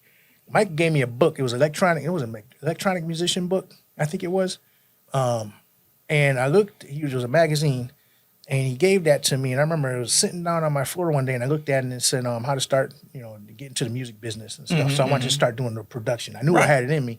But I started really getting into it. I said, okay, let me get into this. So I started getting into that. And that's where it started. That was probably around, I want to say 95, 96. Okay. So at that time, I was already doing stuff studio-wise in my living room. Right. Making music. And I wasn't really rapping that much. I had like a Camp Pendleton Marine coming over. One of my neighbors would come over and sing. And then he brought... I'm gonna bring up this name, Earl Woods, because he was big in the church community. He was going to Dr. Gonzalez's church. He was the Dr. G's minister of music. And Earl was kind of one of the people at that time who would listen to my stuff and shifted me from hood to more spiritual. You know what I'm saying? He was so good at it too. He's like, that's good, but you need to probably change this and change that, and don't be saying that. You know what I'm saying? And stuff like that. You know? I could right now, and I might do this while I'm doing. There was a song I wrote at that time. It was called All Things Are New. I was listening to it the other day, and you hear me right in the middle of here and you know what I'm saying? And it was based on 2 Corinthians 5:17. Right. You know, and I actually said the scripture at the end. But I remember letting Earl heard that, and he said, take that part out though. You know, and it was like, it was the N word, back then. I mean, let me be real. When I was rapping and stuff like that, I was doing some of the words I would use just because everybody else was using. Right. You know what I'm saying? I mean, that's what we had to do. And I hate to say it, but a lot of that kind of stuck with me because, you know what I'm saying? So, but because I put so much into it, that's what's in me, you know? But anyways, that's when all that started. So, and I think I know where you're trying to get to. I started doing sound at the church. Okay, Bishop Trout had me doing sound, and I remember I used to sit in the front row. Back then we had a rotation of sound people. Right. And I would sit in the front row, and there would be some feedback, and he'd be preaching. He might be preaching, and he would look at me, right? And I'm sitting there, I'm like, so I run back to the back and look over the side, and I might and stop it and go back and sit up front. Now, and this was no training. This is just that was in me. See, God put. That's what I want to. There's some stuff that I know. I look back and I'm like, God gave me. You know what I'm saying? No training at all. You just pretty much went up there and you was able to. At least know. Yeah. I knew exactly. I knew exactly what. I'm like, okay, get that right there. And so, and it was like that for a while. I wasn't even in charge of the sound or anything for a while. Because spiritually speaking, I wasn't ready. You know what I'm saying? I had to be up in the front row. I went from recovery to the church And although I know God's hand was in all of that and took me through that, he's like, you drop off this over here, you drop off this over here, you drop off this over here, and I'm gonna put you over here. Now you're in my kingdom. But you got rid of all this stuff before you got here. So now, because if I would have came in with all that, I wouldn't have lasted long. You know what I'm saying? So I look at it like that. All right. We have, once again, a journey. Bill Brown is taking us on a journey, which he's trying to help us all. And on his journey, he's don't do what I did. Yeah, that's the story, and that's the help that we need. And right now, he's taking us from Connecticut till he went into the military. Now he's out here in San Diego, and now God done touched him, and through everything he done been through, now he's at church. What's the name of the church again? Let's start there. At North Park Apostolic Church.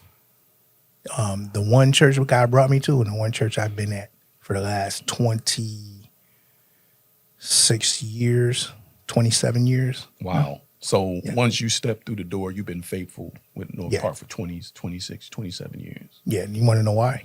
There's a reason why. It was a burden that I had when I got there. This is when I found out when I was in recovery. I went from Connecticut to North Carolina. This is when my mother is a child, because she remarried back to Connecticut. So Connecticut, North Carolina, back to Connecticut, to Waterbury with my father, back to New Britain, to the Navy, back to Connecticut. You know what I'm saying? And every place I went, I would get to a certain point, get to know people, and it looked like I might be able to do something good. And then it was like a move and a shift. You know what I'm saying? So it was a lot of moving around when I was younger. And I went from job to job to job to job to job to job. Same thing. Go so far, something happened, move on to another job, or I think I might get a better job or whatever, stuff like that. And so when I'm in recovery, I noticed that there was a lot of stuff that I've been exposed to and been around. And it kind of hit me, I need to settle down somewhere and grow. Okay. I didn't know nothing about the church at that time when this burden came on me. But when I got to North Park, and we were on 41st Street, again, I didn't choose to go there. And when I look back, I just look at how God led me through, and connected me with just the right person and so on and so forth. And I remember I'm at the altar and I look up and God said, I brought you here. And I knew then, I said, this is where I need to be at. This is where I settle in at. Okay, so this is where I'm going to grow. And it wasn't just so much it was North Park. It was just being in his kingdom. You know what I'm saying? But he brought me to North Park. And just the fact that he put me in a position there, behind the scenes position, but a position there, in an important position. That's where I'm at. And that's where I stay until he says otherwise. All right. So when did you become full-time back up there into sound? Let me say this one. This is like real. This is funny to me. I remember when I was working at one of my jobs, and I was going through training for service. Actually, no, I wasn't going through training for service at the time. I remember I was at the job, and I used to tell my story to some of the people at my job, and they used to always sit around and listen, and they knew I was in the church and everything. And boss came by one day, what y'all doing? Hey, we're listening to Bill tell stories. You know what I'm saying? But God showed me something. He said, people listen when if you know what I'm saying? He's feeding these people with my pain. You know what I'm saying?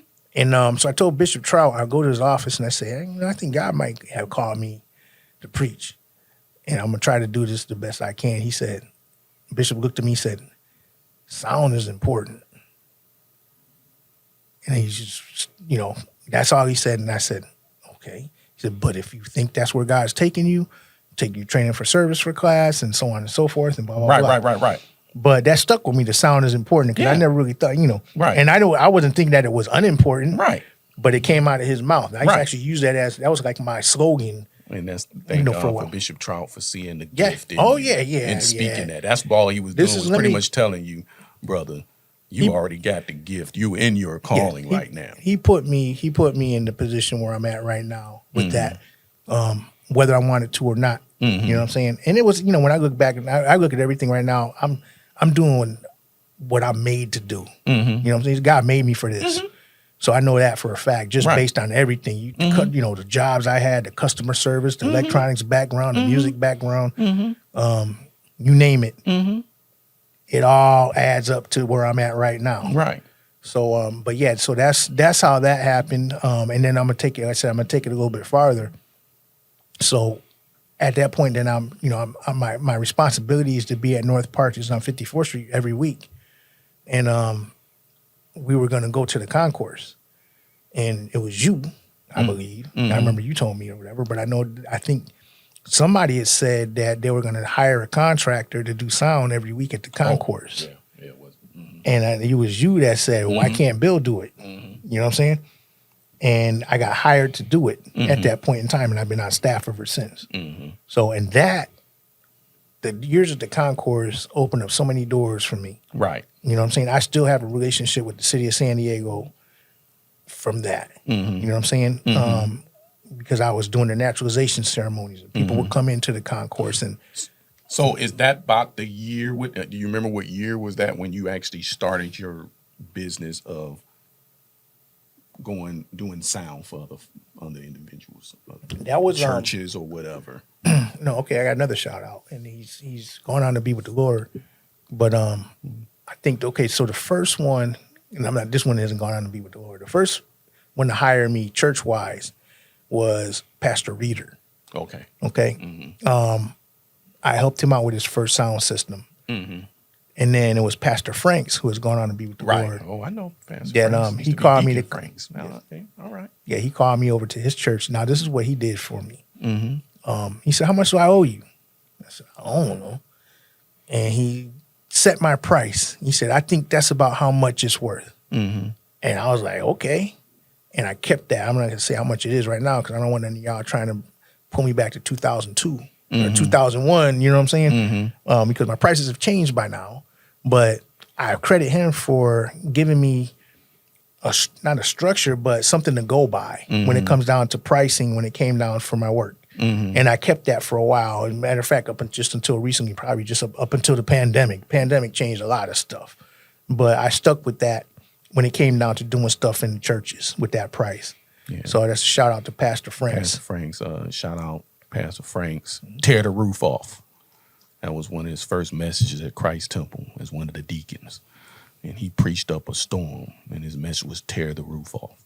I got one right Thank now. God for you, Pastor Franks. I got one that he preached, and it was called "It's a Cover Up." Oh, okay. Yeah. I still got it too. That was a preaching man. Oh, yeah. Tear the roof off. I'm trying to tell you that was it. But yeah, that was a preaching machine. Thank God for him. Okay. So now you done started the ministry of the sound man pretty much. Going to other churches or events. You was doing the concourse. You was hired there. Yes, I was hired to do the naturalization ceremonies by the city of San Diego because the USCIS was using the facility to have their ceremonies, and the building, the city of San Diego hired me to do the sound for them. And I did that from 2007 up until the pandemic started. Right. Every year they kept asking for me. I thank God for that. That was a huge blessing. Now, what people don't know also is that you were a government contractor. Yes. You remember what year that you got laid off? It was 2007. 2007. So from that point on, you were actually now working for yourself. Full-time sound person since 2007. Now, was that Kingdom Tex? It was Kingdom Recordings and Sound. Oh, okay. At the time. And then I went to straight. I went from Kingdom Recordings because I still have some things. I'm still listed as Kingdom Recordings. So at that time it was Kingdom Recordings. Then it went to Kingdom Recordings and Sound. And then there was a point where myself and Brother Cook, who was upstairs working the video at the time, Brother Mike Young. We were going to get together and do this thing called Wedding Text. I think I still have the domain weddingtext.com. Okay. And from there, and it never, that never really happened. But I set up the domain for that. And I think it's still out there. I think that's my umbrella domain. And I went from there to Kingdom Text. All right. Yeah. All right. So I'm about to throw out some things to you right quick, and I want you to tell me your mind frame at that time. Okay. Life goes on. Okay. I know where you're coming at. How you coming from? Where That were you? you want to know? Do you really want to know? Well, tell me what year. What year was it? That was like 2011-ish. I want to say 2010, 2011. And you know what happened at that time? What was your favorite song on that? My favorite song, okay, let me say something. I make music, and a lot of times it's just something that comes to me, and I just put it down, and I don't even have a title. So there's a lot of songs on that project that don't even have titles. They have like just initials or whatever. Okay. Bill BBFC, or whatever. And that was Bill Brown's Funky Cuts 1 or something like that, you know. So I never had a title for it, but I wanted to put it out there, so I just named them 1, 2, 3, 4, 5, whatever. Right, I remember. But it was the second song, and I don't even remember the name of that song, but to me that was the favorite one. That one and Rise and Grind. And the reason that I called it Rise and Grind, I don't know, is because it seems like a good morning song to wake up to. And I remember one time I sent it to my sister, and I don't know if it was track 6 or not, but I remember she texted me. She said track 6 with an exclamation point like that. So everything that she was riding around in Connecticut listening to it, and I started listening to it. And I'm like, yeah, you know what, she's right. I did do that, huh? Okay. So, but all right. Well, what about this one? This is one of Sanctified Creativity. Okay. And I got a song on there. I know I'm gonna bring, but I'm gonna let you go. Okay, Sanctified Creativity. Let me start. And what year? Okay, let me start. That's old school. That's like one of my first ones. Man.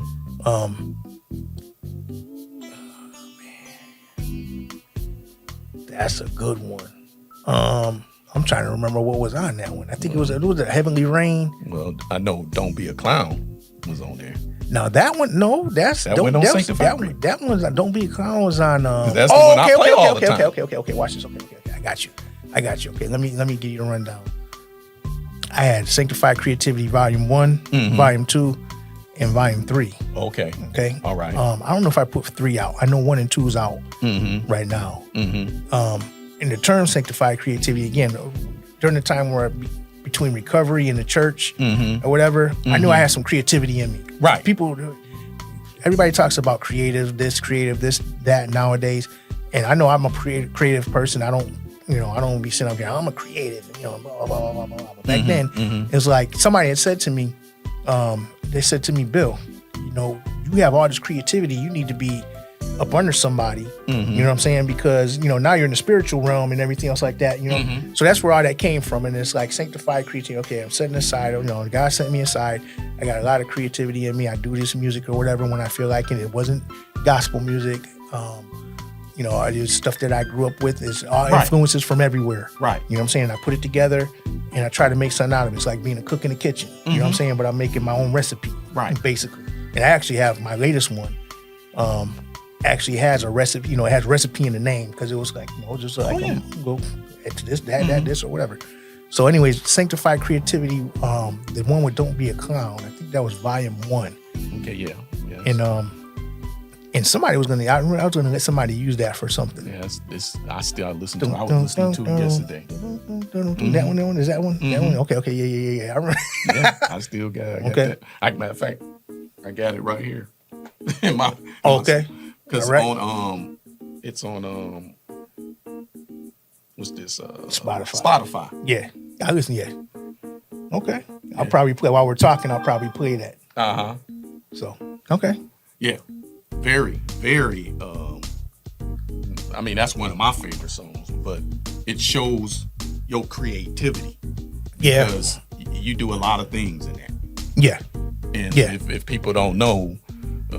You tickle on the keyboards. Very good. Let me share something with you. So Okay, I know we're gonna start doing this podcast. Do you know that I have hundreds, maybe even close to 1,000 more that you never even heard? Well, yeah, To the point where I was going through them yesterday. I said, I'm going to use them in this podcast, for underneath. I said, let me see what I got. Let me see what I'm working with. I'm like, dang, I forgot about that. Man, I got to use that one. I got to use this just like that. You know what I'm saying? Or more. So, yeah, there's a lot. So, y'all going to get some good stuff here. I'm not even going to title them. They're just going to be music that you hear while we talk. Right. Because that's what I do. Okay, I found a use for it. Right. Ain't no gospel artist is not going to sing to it. People are probably going to be like, what's that? You know what I'm saying? But I can use it for my podcast. You see what I'm saying? So, and no one can claim it. Right. So that's what you're going to be hearing. And that's the stuff that you're going to be hearing. So you got another question? Yeah. My another question is that, and this is what a lot of people probably want to know, is that seeing that you're a Christian now, was there ever a problem with you doing like jobs for events that wasn't Christians per se? And would you talk to anyone that's new into this thing that will have a problem with that? Very good question. And this just came up this weekend. Okay. Let me tell you, and hopefully we have enough time. I think we do. There was a time where I remember when I first started doing events for people, I was doing weddings and I was playing gospel songs at the reception and people were looking at me. It was Ron Billups. I remember Ron Billups said, man, what are you doing playing that, man? They don't want to hear that at this reception. But I'm thinking that's what we have to do, and little by little, I started understanding, the spirit of things, you know what I'm saying, when we're doing these things, you know what I'm saying? So, we're in church and, we listen to praise and worship. We do praise and worship in the church while we're praising God and while we come together as a community and everything like that. And then there's people, they have their own lives outside of the church, still saved, but they have their own lives. And music kind of, is a part of their lives. So I started doing weddings, myself and Danny Hebriard. Okay, Danny was a vocal person. I'm not. I had music and equipment, and he can interact with people. Right.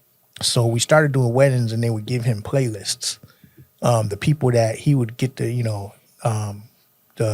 music for. He'll sit with the bride and groom, and we want this, we want that, we want this, we want that, and he would give me the music, and I'd look at it.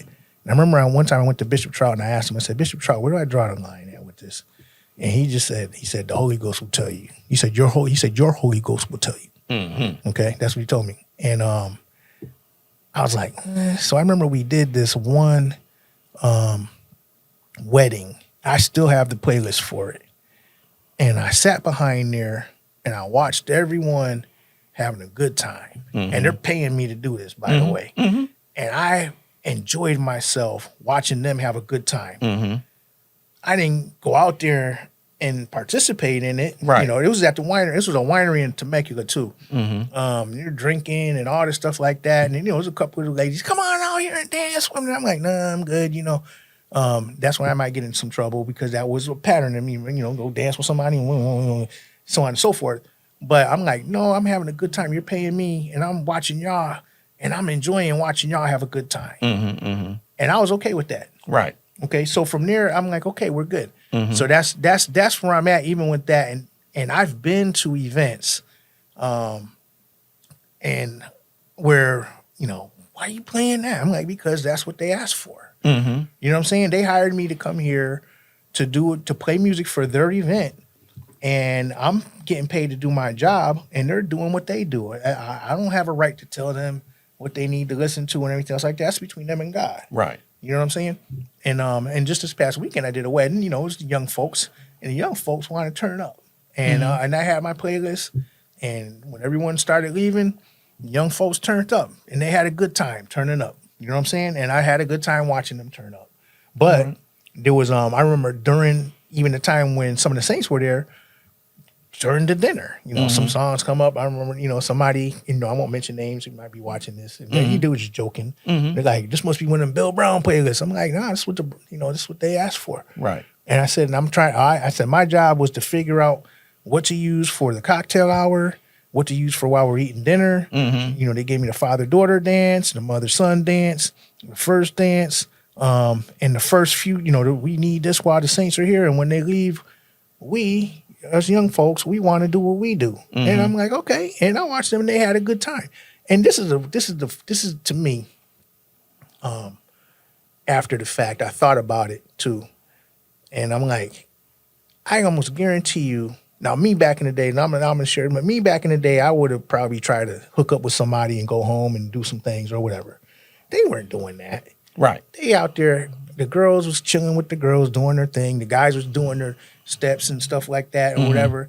And they went on about their business. You know what I'm saying? And the bride and groom did what the bride and groom needs to do, whatever. You know what I'm saying? That's their business. Okay. So I'm sitting there and I'm like, okay, I'm like, they had a good time. You know what I'm saying? And I'm like, oh, good. You know what I'm saying? Right. I was a part of that. Right. So that's where I'm at with that. And, my thing is I got to the point where when people hire me to do something, I'm going to do the job.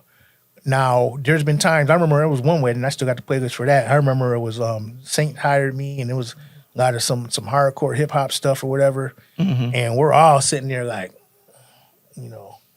but that's what the bride and groom wanted. You know what I'm saying? And so, the Saints left.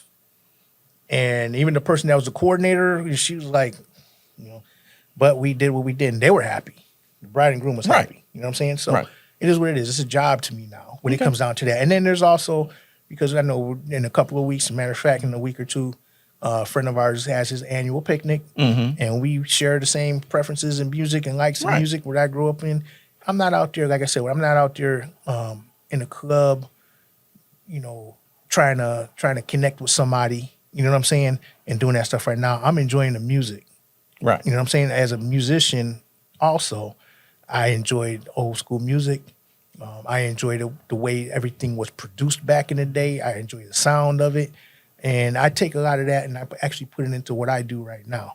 But see, So you kind of don't know my next question, because my next question is, how has music influenced you in your spiritual journey? yeah. So how has it influenced you? I mean, what kind of impact had it had through your spiritual in my journey? spiritual journey? I hate to say this, but music, I don't think it plays a part that much in my spiritual walk. So I always nothing musically nope moves you. Nope, not at this point. This is why. When I was on the curb, I always go back to the curb. Okay, that was my God moment. That was my bottom in life. Okay, I was at the curb, and I went to the crisis center and sobriety house and all the stuff like that. That time of my life when God was very active and moving, because I was so helpless at the time. I couldn't do, I'm just like, this is not me doing this, but I'm rolling with this. Spiritually speaking, I pull from that time of my life. You know what I'm saying?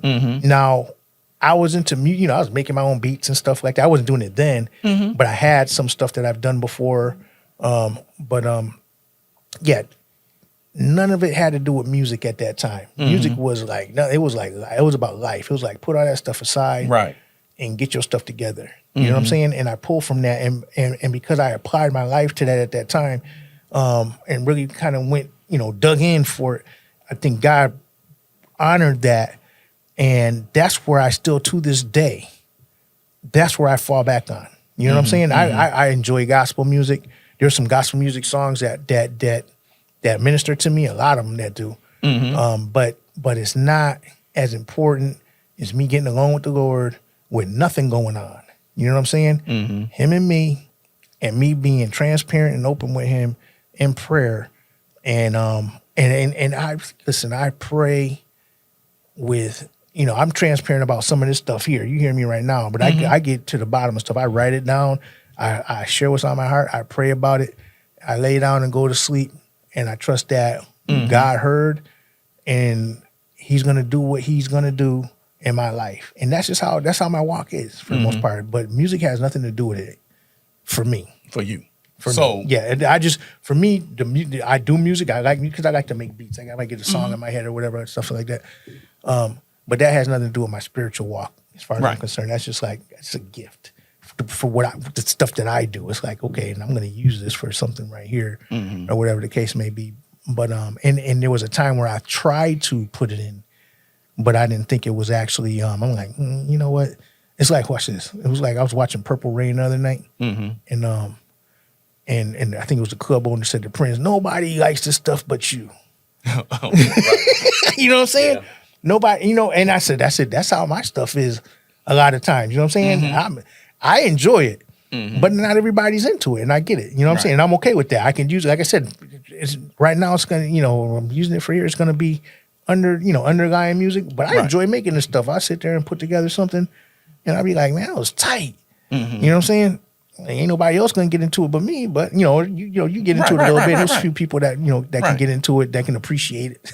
But I'm not expecting anybody else to get into it like that. Right. So so it's something I do. It's like not a habit, but it's not even called a hobby. It's just something that I like to do. Right. And so that's what I do there. And then when it comes down to other people's music, gospel music, most of it for the time, I might listen to, every now and then, I'll listen to some gospel music. And a lot, I shout out to Eddie, okay? Because I listen to a lot of fulfillment stuff, and I do a lot of work for fulfillment, and they minister to me. You know what I'm saying? They might not get me, when I'm working for them, I might be, getting yelled at or, looks or whatever, stuff like that. But at the same time, it's like, you know what? I feel that. You know what I'm saying? So that helps me out. But, when it comes down to my praise and worship to God in that vein, but most of the time it's all about him and me getting together and me being transparent with God and trying to move forward and be led by the Holy Spirit.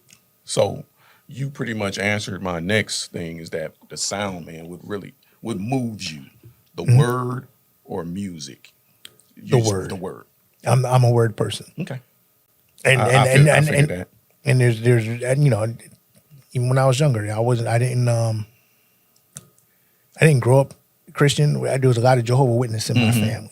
It didn't take to me or anything else like that, but I've been to their things, their services, and it's teaching.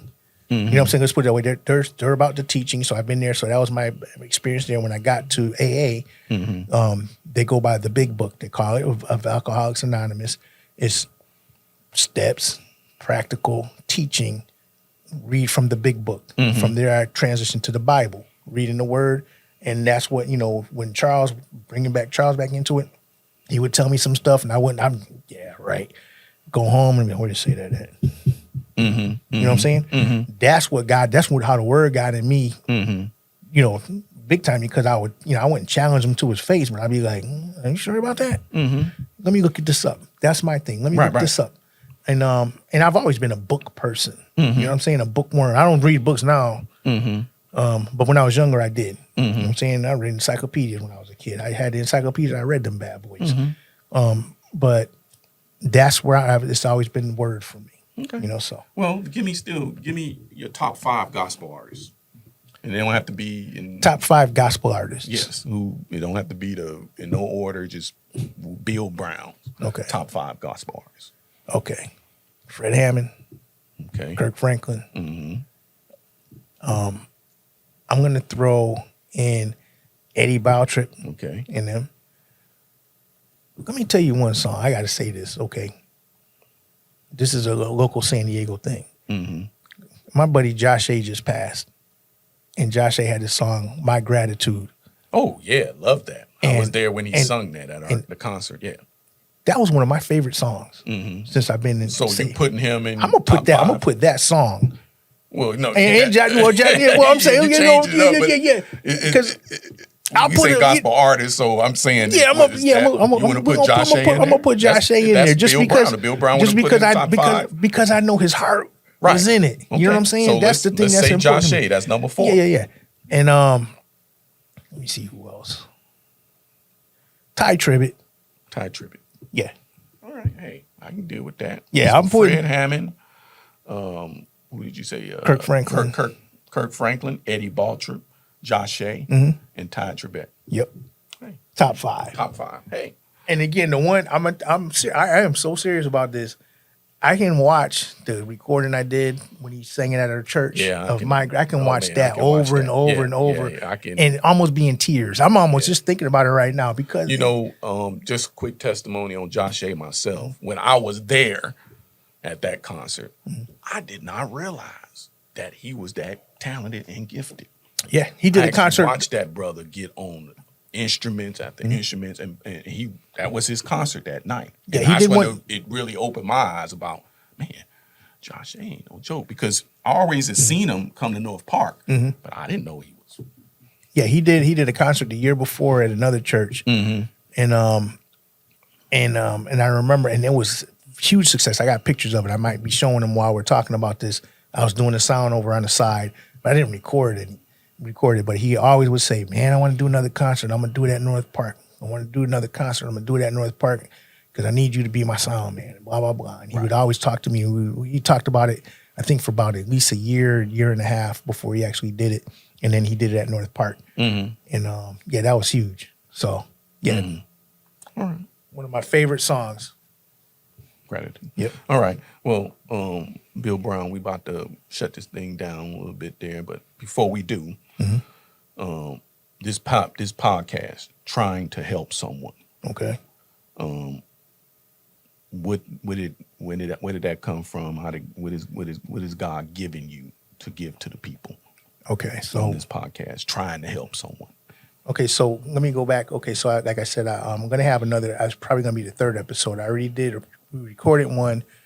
My mic it has this process around here, so every time I get away from it, it kind of comes up. And I'm talking too low, so let me talk right here. We recorded one last night about being single. I'm single, and you'll see that down the road, or it might be the first one, it might be the second one. I don't know. But I know the third one is going to be called Struggle City. I'm a self-employed person, and it hasn't been easy. So, and there's been a struggle, but God has kept it afloat. Even during the pandemic, he's kept it afloat. So a few years ago, a friend of mine, well, I can't say a friend of mine, but I was doing a job, and there was a speaker there. His name was Coach V. He calls himself Coach V because he's he's an Islander, Pacific Islander person, and it's hard to pronounce his name, so he just called himself Coach V. And I talked to him yesterday. I didn't talk to him yesterday, but I messaged him yesterday. I said, "Hey, Coach, I recorded what you were doing that day, and it's on my YouTube page. Can I use some clips from that because it's very good?" And one of his sayings, and it's on his Facebook page, is "Struggle is life. Life is struggle. Misery is optional." Okay, so that's why I'm gonna do Struggle City, and basically how I keep a decent attitude towards all of this stuff. You know what I'm saying? And keep going. So it's about attitude. And I've seen people who take things really hard, and they give up, and or they do things that kind of work against them. When it comes down to life. Like I said, I've done it myself. So my thing is that though I'm here. I'm still here. I'm still thinking ahead. I'm still trying to move forward in life, even though, it's later in life and I would like to be here. I like to be doing this, blah, blah, blah, stuff like that. Excuse me, that's one of my things. I feel like I always want to help someone because I've gone through so much. Right. You know what I'm saying? And God has kept me through so much. And my thing is that I take notes along the way. I'm a journalizer. So I kind of know what happens. Even though I might not know when it's happening, I look back and God has given it to me to be able to show me this is what just happened to you in your life. Now, somebody will come to me in front of me and they're going through the same thing. And I know this happens with all of us, but it's like, bruh, okay, I just came through this and this is what happened and this is what I did. And this is, how God brought me through or so on and so forth. Your experience might be a little bit different, but let me tell you something. I'm still here and I'm still standing and I still have a good attitude about moving forward. And that seems to help people when they're going through the ones that God puts in my, orbit that might need something. So my thing, and I always say this too, and people know me. Let's go a little bit deeper. As a sound person, that is my job to help others. Okay, I'm a helper. Okay, so I help you achieve what you're trying to achieve. I amplify your gift. You know what I'm saying? I'm helping you send your gift to the masses. And I enjoy doing that. You know what I'm saying? When people have their parties and they're doing their stuff, I help them have a good time. I have a good time doing that. I enjoy doing that. So my whole thing is that I came up with, but in my, I'm saying in my mind, I always say, I'm just trying to help somebody. Right. You know what I'm saying? That's all I'm trying to do. I'm just trying to help someone. I'm trying to help you get to where you need to be, blah, blah, blah. And I said, okay, this podcast, no matter what we talk about or who's talking about it, somehow, some way, I'm going to find out what in it can help someone else. Right. And we're going to focus on that. Okay? Right now, you and I have talked for over 2 hours. This thing might be maybe 30 minutes, but I'm going to make sure that whatever's helpful is going to be out there. Yes. Okay? So that's where my whole thing is, that we're just trying to help someone, not so much help myself. I might talk about myself a lot because I can. I'm saying, because I just, you know what I'm saying? I put myself, I use myself as an example, either good or bad, you know what I'm saying? But that's what it's all about. It's all about helping somebody else. And actually, God showed me something just recently, okay? And now we still got this camera going on here. I'm going to say that. God showed me something recently. I'm self-employed. So, I help people. They pay me to do what I do. And it's rough and it's a struggle sometimes. Right. And then on Sundays, I'm at church and I'm serving and I'm working at church on Sundays. And then I have a young man that's working next to me and he's growing up, but he's like me when I was younger. You know what I'm saying? But he's in the church. I was out there in the world doing stuff and he's in the church and he always asking questions. And my joy every week comes from sowing into him. Sowing in him. Yeah, because I've been there. You know what I'm saying? And God showed me, said, you know what? And this is what, to me, what Jesus was all about was pouring into people. And I'm a loner. You know what I'm saying? My thing, I'm trying to survive. I need to do this job and get paid and take care of bills. But when I pour into people and give back somehow, some way, that's what, that moves you. It moves me a lot. And to top it off, just like with all the music, I'm sitting on all these hundreds of tracks or whatever like that. When I release them, I feel good. Right. I'm sitting on it at home, and I'm sitting on a whole bunch of stuff. I'm sitting on my testimony. I'm sitting on a whole bunch of things because not because I don't think it's because I'm selfish. I'm just shy and I'm a loner. Right. You know what I'm saying? And I'm always working, doing something for somebody else. I sat up in here. I told somebody else. I sat in here and done shows for people. And I'm sitting over in my producer's chair, which y'all see me down the road. I'll be sitting over there. And when their show is over, I'm talking for 30 minutes, contributing that could have been helpful to their show because I've been there and done that. And God gave me a different way to view things just based on the path He brought me on in life. So my thing is that I'm trying to help someone based on what God has brought me through.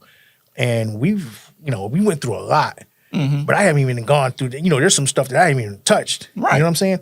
And I know that the fact that, again, here I am in my mid 50s,